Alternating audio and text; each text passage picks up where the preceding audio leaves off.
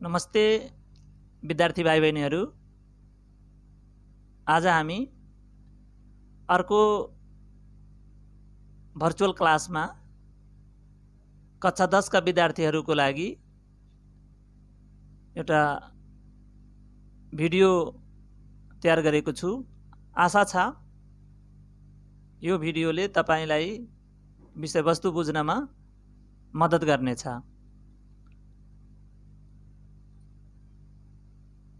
कक्षा 10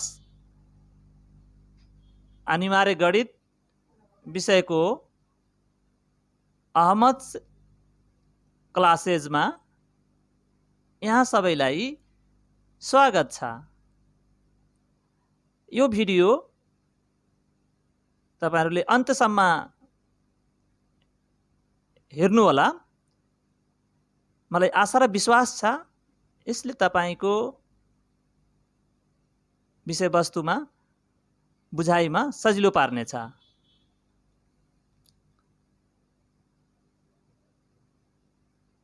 कक्षा 10 विषय गणित एकाइ कर र मुद्रा विनिमय। आजको पाठ रहेको छ छुट अर्थात डिस्काउन्ट। त हामी डिस्काउन्टको परिभाषा सुरुमा हेरौं। डिस्काउन्ट भनेको के हो त? डिस्काउंट को माने के? What's the meaning of discount? सामान खरीद गर्दा पसलेलाई तोकिएको मूल्य भन्दा केही कम रुपियाँ दिइन्छ। जति कम रुपियाँ दिइन्छ त्यही नै छुट हो। अर्थात तपाई हामी कुनै सामान खरीद गर्न जाँदा पसलेले भनेकै मूल्य हामी नतिरी केही कम तिर्छौं अथवा पसलेले नै केही रुपियाँ कम गर्दिन्छ, जसलाई हामी छुट भन्छौं। उदाहरणको लागि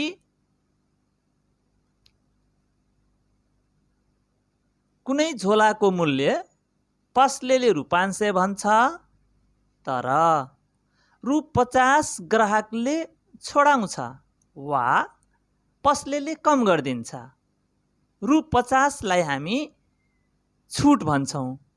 अब ग्राहकले रु 450 मा किन्छ वा पसलेले रु 450 मा बिक्री गर्छ।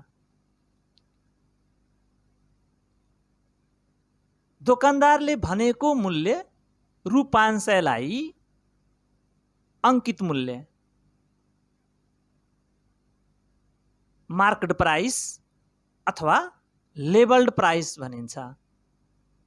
छोटकरीमा हामी अमु भन्छौं अथवा एमपी पनि भन्न सकिन्छ।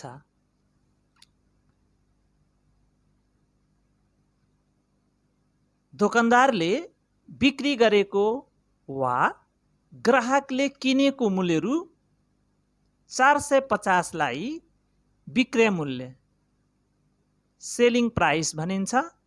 छोटकरीमा बिमु भनिन्छ। त विद्यार्थी भाइ बहिनीहरू, छुट भनेको हामी जति कम गराउँछौं त्यही रकम छुट हो। दोकानदारले भनेको मूल्य अंकित मूल्य हो, मार्क्ड प्राइस हो। हामी अमु अथवा एमपी भन्छौं। दोकानदारले बेचेको वा ग्राहकले किनेको मूल्यलाई हामी विक्रय मूल्य सेलिङ प्राइस भन्छौं। छोटकरीमा त्यसलाई बिमु वा एसपी भन्छौं। एउटा चित्र छ। भाइ बहिनीहरूलाई के को चित्र होला जस्तो लाग्छ? झोला। गुड। ल हेर्नुस् त। पसलेले झोलाको मूल्य कति भनेको रहेछ? 500 रुपियाँ हो त। पसलेले कति कम गर्यो? कति छोडेको हो? रु 50। कतिमा बिक्री भयो? बिक्री मूल्य रु 450। त यसरी जब हामी पसलमा जान्छौँ त पसलेले मूल्य त्यो झोलाको 500 भन्यो, 50 रुपियाँ हामी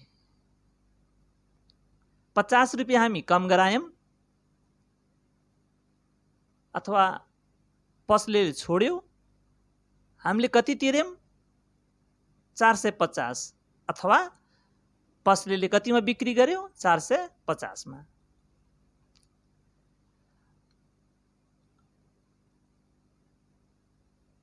हेर्नुस् त 50 रुपियाँ के रहेछ डिस्काउन्ट, गुड। 500 रुपियाँ के रहेछ एमपी अंकित मूल्य, 450 रुपियाँ के रहेछ बीमू। त 50 रुपियाँ छूट रकम इज इक्वल टू 500 रुपियाँ अंकित मूल्य माइनस 450 रुपियाँ के रहेछ बीमू।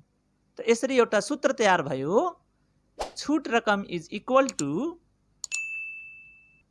अमू माइनस बीमू।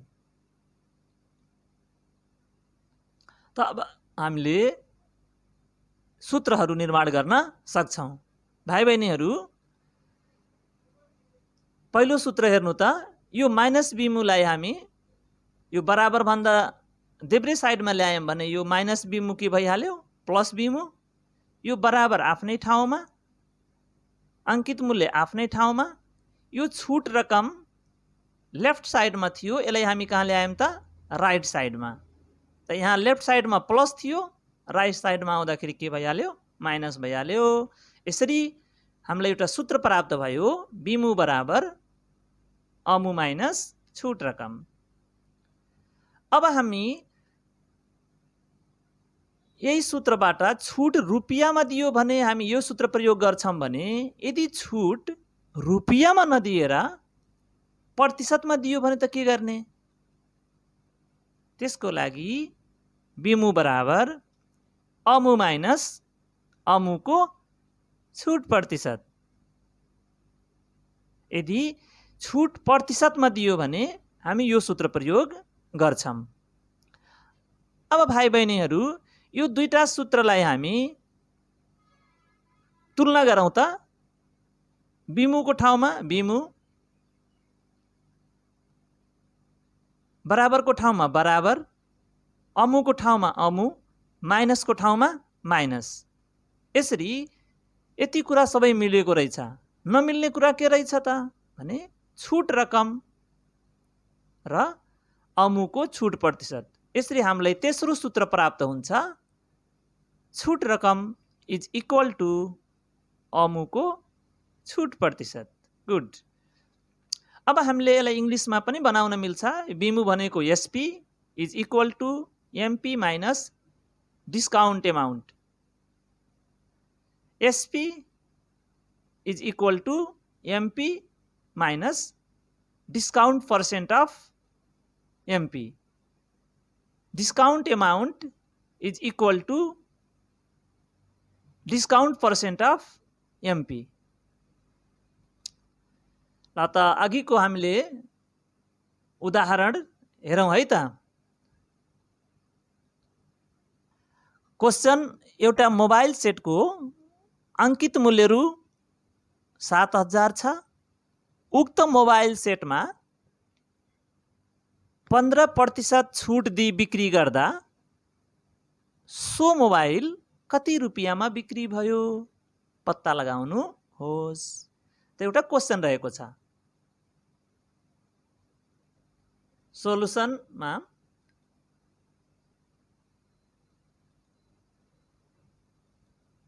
पहिला हामीले सुरुवात गर्ने दिएको कुराहरूबाट। प्रश्नले हामीलाई के कुरा दिएको छ अथवा गिभेन के कुरा हो त? त विद्यार्थी भाइ बहिनीहरू, एकछिन ब्याक गरेर हेर्नु होला। त्यो 7000 रुपियाँ के रहेछ? गुड, अंकित मूल्य एमपी रहेको छ। 15% के रहेको छ? छूट प्रतिशत। गुड। त के निकाल्न थियो? बीमू इज इक्वल टु व्हाट? बिमु पत्ता लगाउनुहोस्। त अब हामीले कति नम्बर सूत्र प्रयोग गर्ने? गुड, दोस्रो सूत्र प्रयोग गर्ने। एकदम राम्रो। वी नो दैट, हामीलाई थाहा छ बिमु बराबर अमु माइनस अमुको छुट प्रतिशत। बिमुको ठाउँमा थाहा छैन, बिमु नै लेख्यौं। अमु कति रहेछ? 7000 माइनस अमु 7000 को means into discount is equal to 15%। बिमु 7000 इन्टु यो डिस्काउन्ट पर्सेन्टमा पर्सेन्ट हटाउँदा यसरी भयो 15/100। एसपी अथवा बिमु equal to 7000 minus 7000 into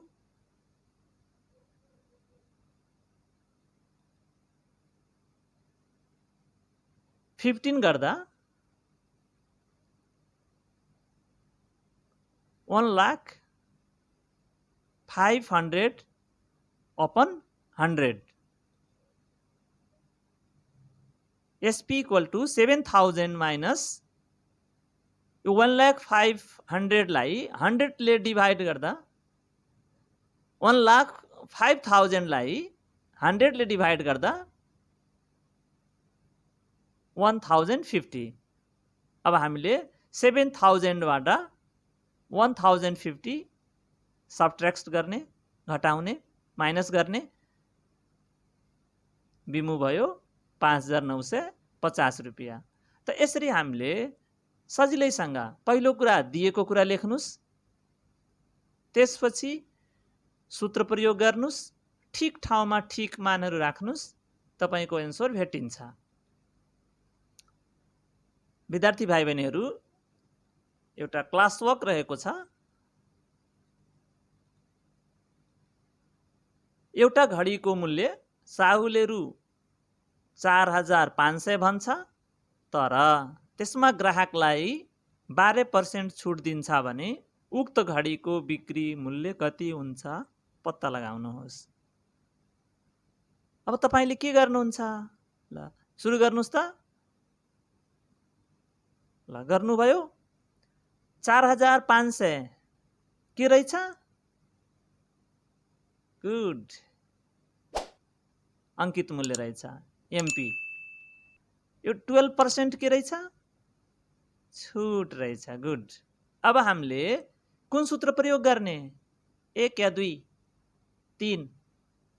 2 number सूत्र। गुड। बिमु बराबर अमु माइनस अमुको छुट प्रतिशत, अथवा SP is equal to MP minus discount percent of MP.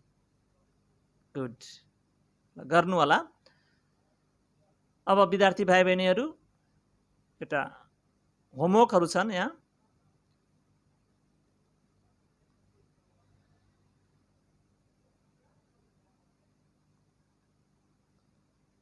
पहिलो क्वेशन रहेको छ, एउटा घडीको अंकित मूल्य रु 5000 छ। उक्त घडीमा 12% छुट दिई बिक्री गर्दा सो घडीको विक्रय मूल्य कति हुन्छ पत्ता लगाउनुहोस्। दोस्रो क्वेशन रहेको छ, एउटा पसलेले क्यामेराको अंकित मूल्यमा 8% छुट दिएपछि सोको विक्रय मूल्य रु 9200 हुन्छ भने पसलेले उक्त क्यामेराको अंकित मूल्य कति राख्यो होला? त विद्यार्थी भाइ बहिनीहरू, यो दुईटा हिसाबहरू गर्नु होला। मलाई आशा र विश्वास छ तपाईहरुले सिक्नु भयो होला।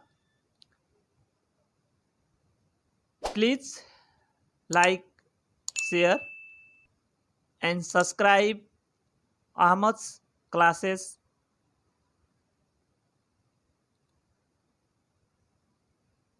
लाइक, शेयर र सब्सक्राइब गर्नु होला ताकि फेरि आउने भिडियोहरू युट्युबमा देखियोस्, सजिलैसँग तपाईलाई उपलब्ध होस्।